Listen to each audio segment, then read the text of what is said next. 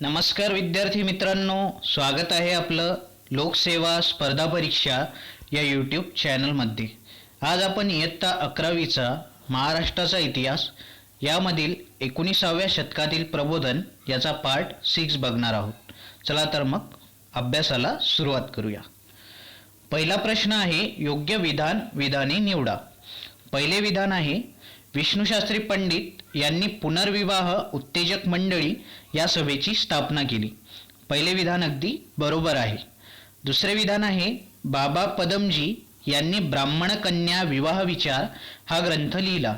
दुसरे विधान चुकीचे आहे, कारण ब्राह्मण कन्या विवाह विचार हा ग्रंथ विष्णुशास्त्री पंडित यांनी लिहिला होता। तिसरे विधान आहे, महादेव गोविंद रानडे यांनी एका विधवेशी विवाह केला। तिसरे विधानही चुकीचे आहे, कारण महादेव गोविंद रानडे यांनी वयाच्या 32व्या वर्षी एका 11 वर्षीय मुलीबरोबर विवाह केला होता। चौथे विधान आहे, तुकाराम बाबांच्या अभंगाची गाथा विष्णुशास्त्री पंडित यांनी लिहिली। चौथे विधान अगदी बरोबर आहे। याचं योग्य उत्तर आहे ऑप्शन ए 1 आणि 4 बरोबर। पुढचा प्रश्न आहे, हिंदुस्थानचा इतिहास हा ग्रंथ कोणी लिहिला? तर हिंदुस्थानचा इतिहास ह्याच नावाचा ग्रंथ दोघांनी लिहिलेला आहे। म्हणजे हिंदुस्थानचा इतिहास या नावाची एकूण 2 पुस्तके आहेत। त्यातील एक पुस्तक बाळशास्त्री जांभेकरांनी लिहिलेले आहे आणि दुसरे विष्णुशास्त्री पंडित यांनी लिहिलेले आहे। तर हिंदुस्थानचा इतिहास हा ग्रंथ विष्णुशास्त्री पंडित आणि हिंदुस्थानचा इतिहास हा ग्रंथ बाळशास्त्री जांभेकर यांनी सुद्धा लिहिलेला आहे। याचं योग्य उत्तर आहे ऑप्शन बी 1 आणि 2। पुढचा प्रश्न आहे, ब्राह्मण कन्या विवाह विचार हा ग्रंथ कोणी लिहिला? याचं योग्य उत्तर आहे option C Vishnushastri Pandit. Option A आहे बाबा पदमजी। बाबा पदमजी यांनी यमुना पर्यटन नावाचा ग्रंथ लिहिला होता।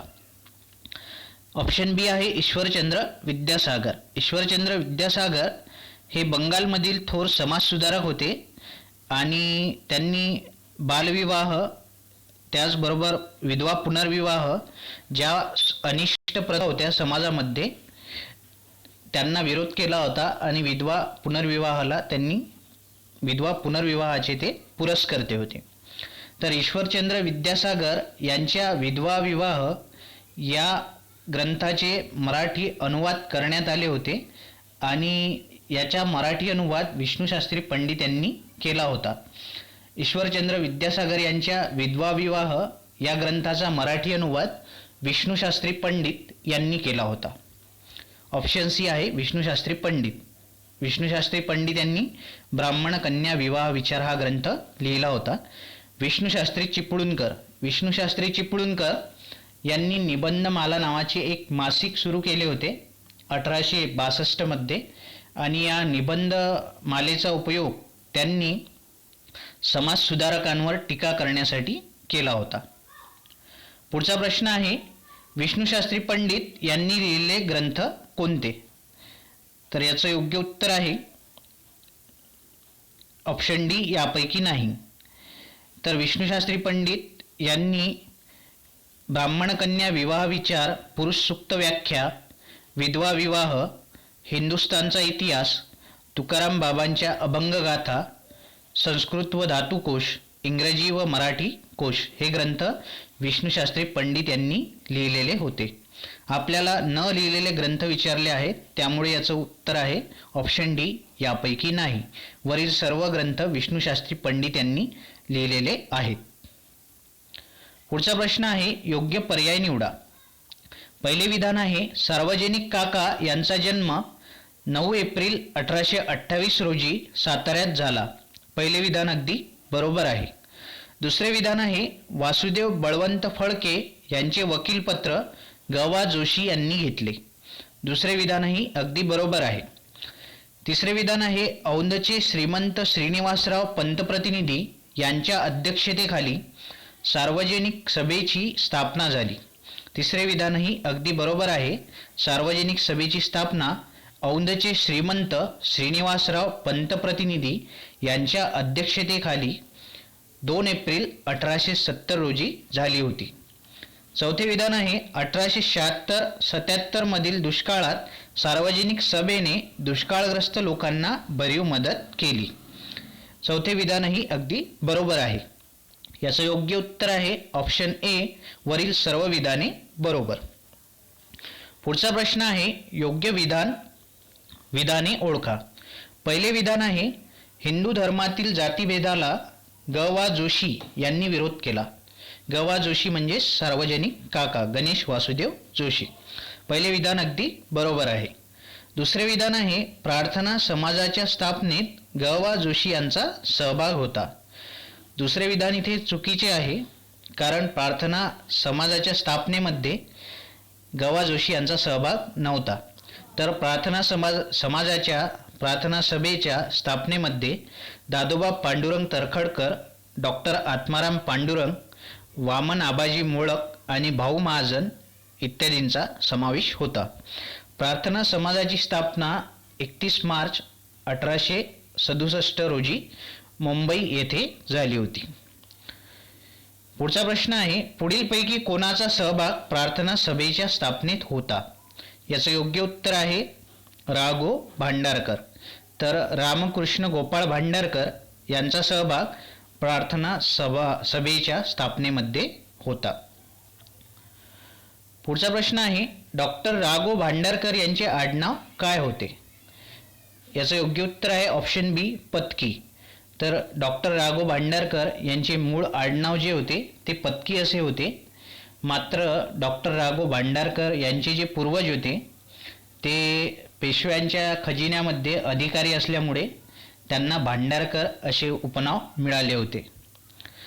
ऑप्शन ए आहे गोखले. आपण पूर्वीच्या व्हिडिओमध्ये बघितले होते विष्णुबुवा ब्रह्मचारी यांचे मूळ आडनाव हे विष्णू भिकाजी गोखले असे होते. विष्णुबुवा ब्रह्मचारी यांचे मूळ आडनाव गोखले असे होते आणि विष्णुबुवा ब्रह्मचारी यांचे पूर्ण नाव विष्णू भिकाजी गोखले असे होते. ऑप्शन सी आहे कुंटे. भाऊ महाजन यांचे मूळ आडनाव कुंटे असे होते. ऑप्शन डी आहे मुरकुटे. जगन्नाथ शंकर सेठ यांचे मूळ आडनाव मुरकुटे असे होते. पुढचा प्रश्न आहे पुढील विधानांवरून व्यक्ती ओळखा. पहिले विधान आहे त्यांचे पूर्वज खजिन्यात अधिकारी होते. दुसरे विधान आहे त्यांनी स्वतःच्या विधवा मुलीचा पुनर्विवाह करून दिला. तिसरे विधान आहे वैष्णविझम नावाचा ग्रंथ त्यांनी लिहिला. याचं योग्य उत्तर आहे option D, doctor Ramkrishna Gopal Bhandarkar. Option D याचं योग्य उत्तर आहे. रामकृष्ण गोपाळ भांडारकर यांनी स्वतःच्या विधवा मुलीचा विवाह करून दिला होता.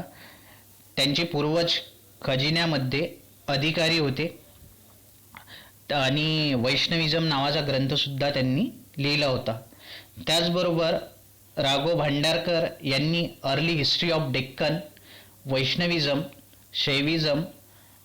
शैविझम and other minor religions, history of India इत्यादी ग्रंथ त्यांनी लिहिले होते. पुढचा प्रश्न आहे डॉक्टर राघो भांडारकरांबद्दल योग्य विधाने ओळखा. पहिले विधान आहे मुंबई विद्यापीठातून त्यांनी MA ची पदवी संपादन केली.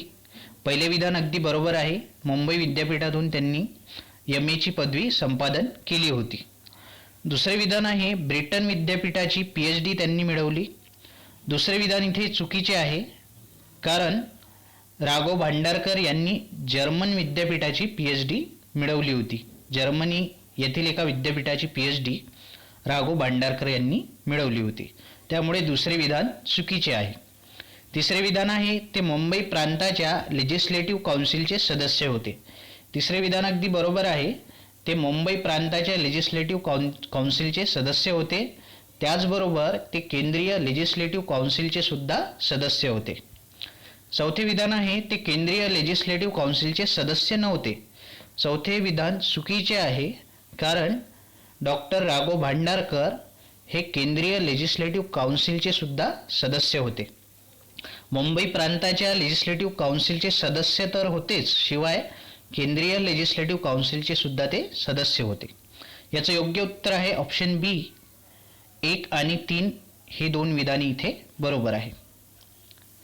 आजच्या व्हिडिओमध्ये एवढंच विद्यार्थी मित्रांनो. भेटूया परत अशाच एका नवीन व्हिडिओमध्ये. तोपर्यंत घरीच राहा, सुरक्षित राहा, स्वतःची काळजी घ्या, कुटुंबाची काळजी घ्या. खूप खूप धन्यवाद.